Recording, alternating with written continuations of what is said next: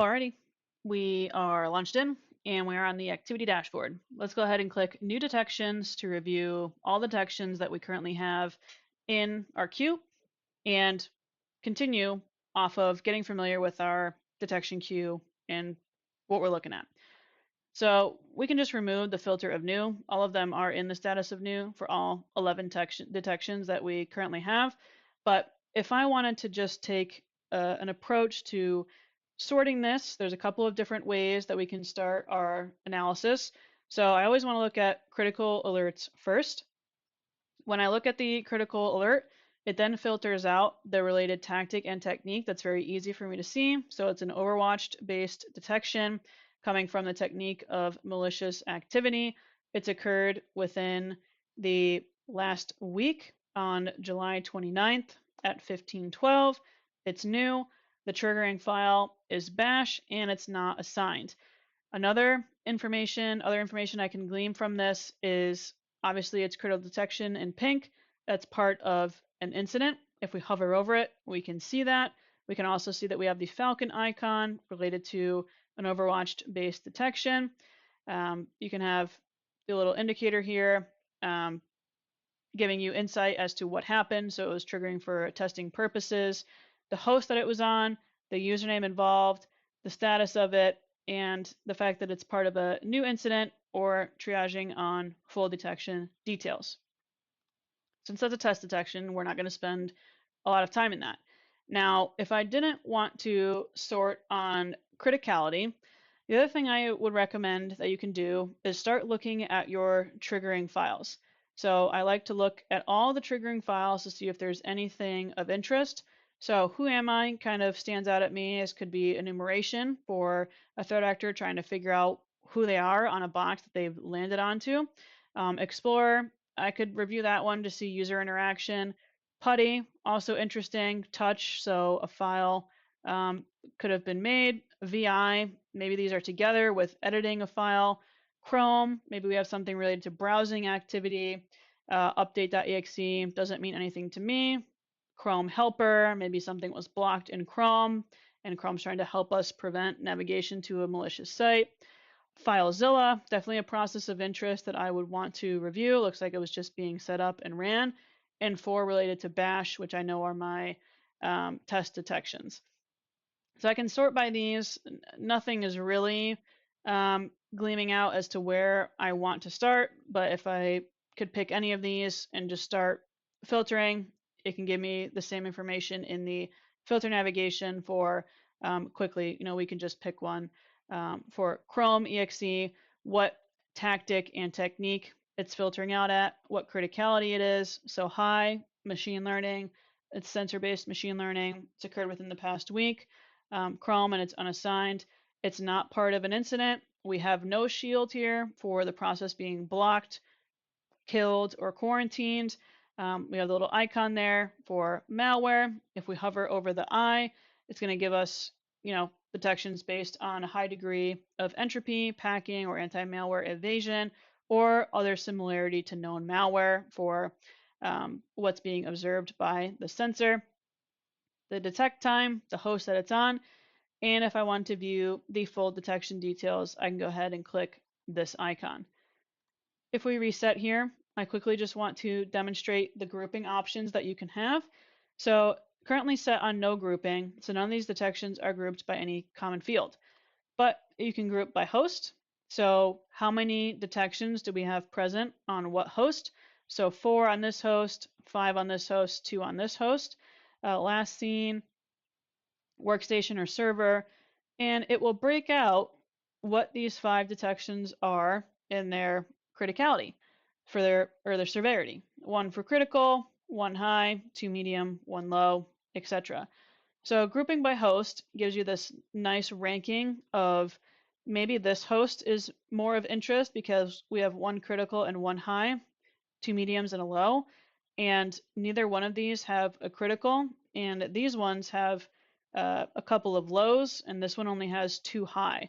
So right away, you can kind of focus your attention on this host here for what host to triage first based on severity by grouping by host. So if that helps you, that's kind of how you use grouping. I would encourage you to explore the other groupings that you have available to you. If you wanted to group by tactic or technique, you can kind of see you have 4 detections related to the tactic of Overwatch. 4 for custom intelligence. It'll tell you the number of hosts that it's on and the severity of those detections as well. But the one that I really like to use is the command line, because that gives me the most insight as to what's being run as it relates to the process. So we have Discord, PuTTY, FileZilla. You can expand on these and get the full command line details if you wanted by just clicking on them quickly and scrolling over to the command line details right here for if it gets shorthanded there, kind of gets cut off. You can see the full information right there. But I like to scroll through and just see exactly what's being run on the host. So instead of just seeing the triggering indicator for the triggering file being vi.exe or touch.exe as we saw before, I can now get a little bit more insight to what file they were creating, this eicar.txt, or what file they were editing right here for eicar.txt. And you can kind of get a little bit more insight as to what's going on. So I like to group by command line or leave it on a no grouping to go back to our original viewpoint of our detections. You can also sort by newest detect time, oldest, or last update for if someone had been working on it. You can kind of sort by status there. Looking at our queue very quickly, if we just stick on one of these, we can kind of scroll through, see our color-coded icons for the different severity, our shields, if something was blocked or not, overwatched, ones that are related to incidents. All of these have the full detection detail icon available to us. We can hover over some of the information eyes to get a quick synopsis of what it's detecting on. But if we just start at the bottom for the lowest detection, let's go over some of the options that you have here. Well, that was the one in the PowerPoint slide, so we can just go with Chrome instead of Chrome Helper. You have the triggering process of interest, and if we're looking at the detection here, you have your parent-child process tree kind of being related here in the table format. So starting with Explorer, you also have icons here for the activity that's being related, as it's only related to this process of interest for Explorer. So no indicators of interest, 7 network operations being performed, 475 disk operations, and 1 DNS request, no registry operations, and no process operations seen for Explorer. But basically you have explorer.exe going to Chrome.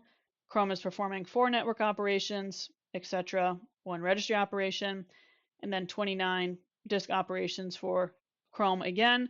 And you get your severity, your tactic and technique, your IOA name, your description, the associated indicator of compromised for the SHA-256, and the most important item here is your associated file for what CrowdStrike is flagging as malicious and was giving you the detection.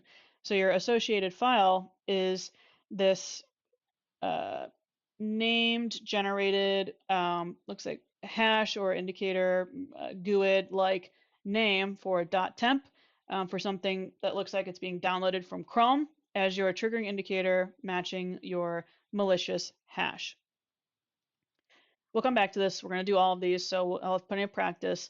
But something important to note here is your process that is for the right-hand side of the real estate for this menu that's expandable and collapsible right here. So close detection details or open it. It's going to change highlighting which process you're on. So right now we're on chrome.exe and this one is on chrome.exe. If you go to Explorer, it's going to change to Explorer. So you can review the execution details, the command line arguments as they relate to Explorer. If you click on Chrome, it will change to Chrome. So make sure when you're triaging your detection that you're looking at the detailed information on the right-hand side for your real estate that's matching the executable that you're trying to investigate. So sticking with Chrome, again, we have our areas of focus for where we want to spend our time, starting with the magnifying glass. We can go to host search, event search, hash search, explore process, and explore detection. Hash search I don't really use. I just throw it into the search bar. It's just basically taking the hash and seeing information related about it. Host search is our host-based timeline that we're very familiar with seeing already just through the console navigation, bringing up the detection as it relates to the time range related to that detection in this Splunk pre-built dashboard. We can go through and expand and collapse other information as it's related to this detection for registry values changed, new executables that are written, any of these that we want to drop out for processes and services or network operations being performed. We can get our quick win from there. And the magnifying glass from the detection, if we hit event search, will bring up our investigate events for our Splunk search, and it will grab the sensor ID, the agent ID associated with that host of interest, and the tree ID decimal associated with our detection for the parent-child process tree relationship. I really don't usually use that, but that's kind of what auto-populates in the search to review what's related in the raw sensor logs as it relates to this detection and this executable specifically. So that's from your magnifying glass for host search, event search. Hash search, again, it just brings up the hash dashboard, and you can see how prevalent that hash is in your environment. And you can also get to another viewpoint of exploring the detection in one of these visibilities that we saw on the PowerPoint for the icon here. This is where you get to your different tabs of interest for table, tree, graph, and events timeline. So you can review it there, similar as we saw in our incidents for how to review the information with our legend if this ever loads up, highlighting items of interest, processes of interest, reviewing the additional details about them there as we start going through our analysis. I promise we will get to analysis. There's just so many buttons and stuff to cover before we get to that so that you know how to navigate the console sufficiently before we start reviewing and triaging all of these detections to completion. That's your magnifying glass. Here is just copying your detections to the clipboard. So if you click this and then just open like Notepad++, and then you can paste in the detection details, that's what's going to get copied off of your clipboard, and it's a good starting point to add or remove information that you'd like to keep as it relates to the detection. So that's your copy detection details to the clipboard. Full detection details, this is where you can review the detection more holistically, and you have your 3 different viewpoints that we covered in the PowerPoint as well. This one is the process activity, kind of the top-down wordy approach absorbing this information. You can also view it as a process table, as we're familiar with just from looking at our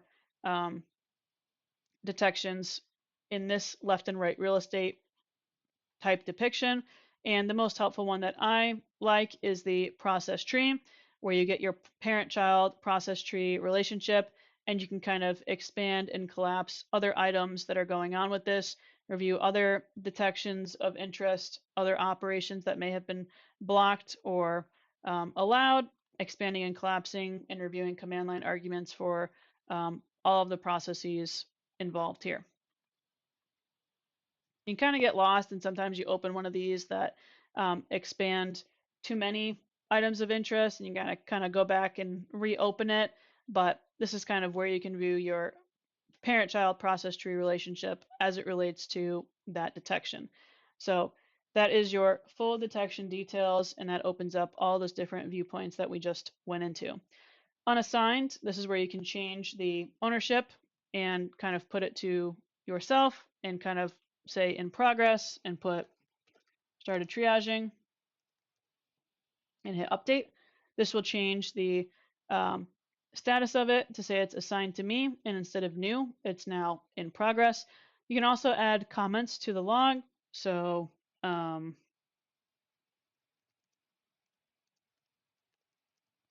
anything you want to add as a comment, you can do so, and it will populate down here in the comment and log entries associated with the timestamp for who made the comment.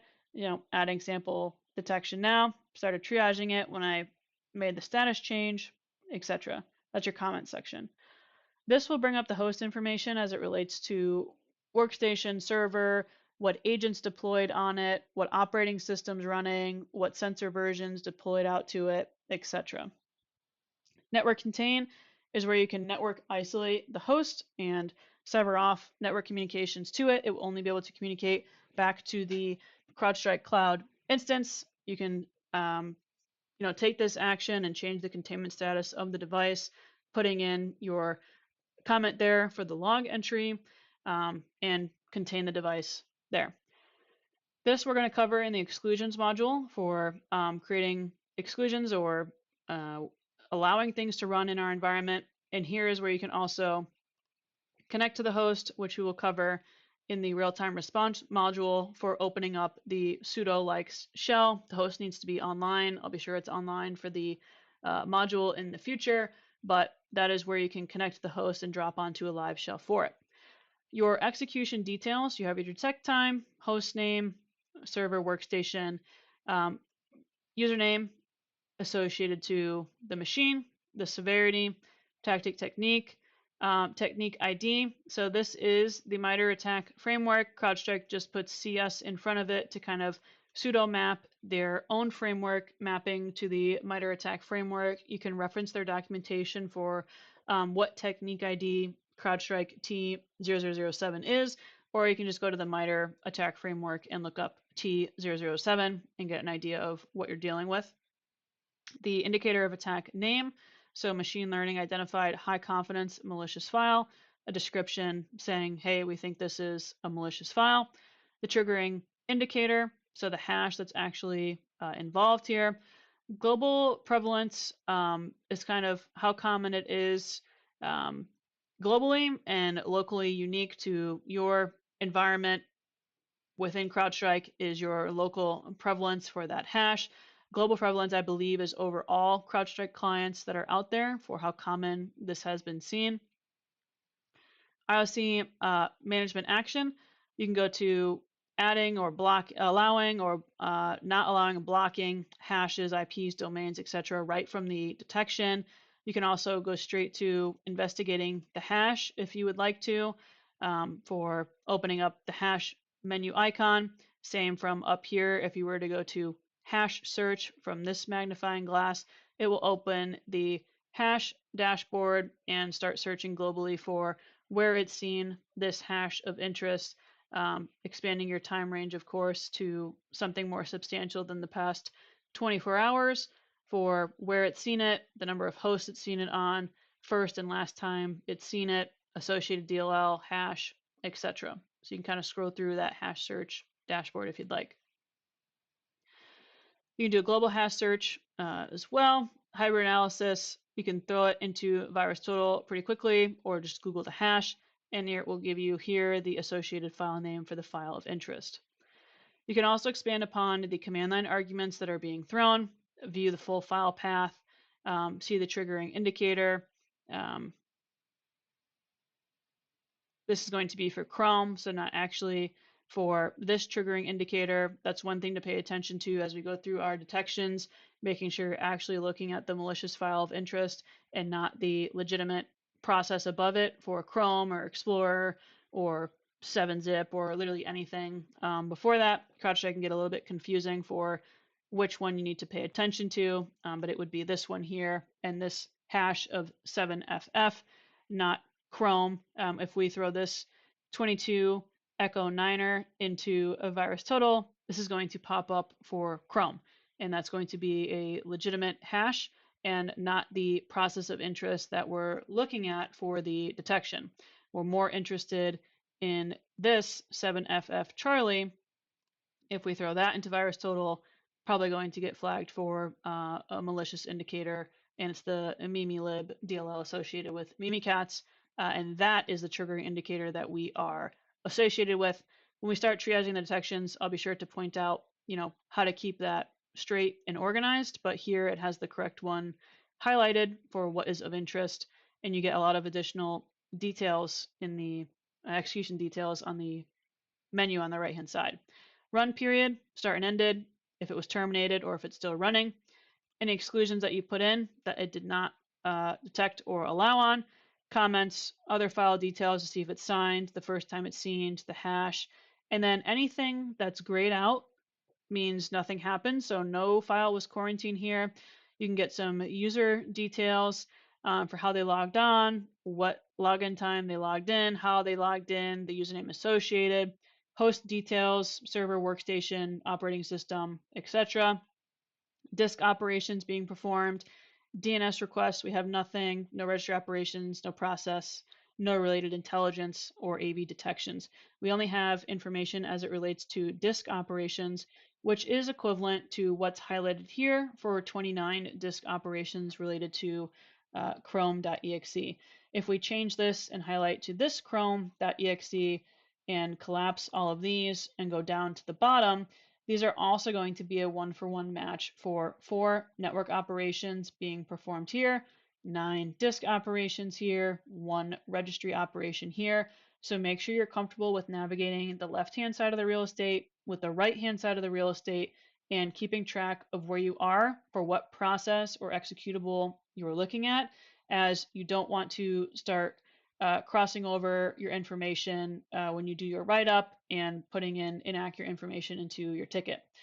The last bit of note here is anything that's over 50, I would not drop down on because it's going to take too much to load up and you're going to crash the instance. It's just not going to be able to return.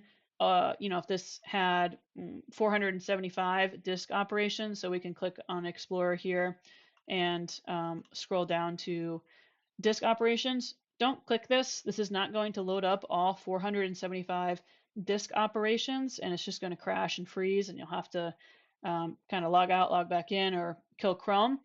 So don't click that. Anything sub 50, you're generally okay to kind of review network operations, DNS requests, etc., as they relate to your detection. So that is kind of reviewing your detection queue for your filter, navigation, point and click, how to attack your queue based on severity, groupings, and sorting, reviewing the icons for understanding what's happening at a high level, looking at one detection here. We're going to get plenty of practice with all of these, looking at the process of interest, knowing where to click to get our analysis started, how to view the detection details in multiple viewpoints, what all of these buttons are that we'll revisit in future modules, and reading up on the execution details to see right away if we have something malicious that we're dealing with, network operations, if we're thinking about containment, if we notice any odd parent-child process tree relationships or malicious command line arguments being thrown, if we're dealing with a server or a workstation, etc. All very quick wins that we can ask from the detection when we start looking at it initially. So that is your detections queue, which we're going to get very familiar with through the rest of the course.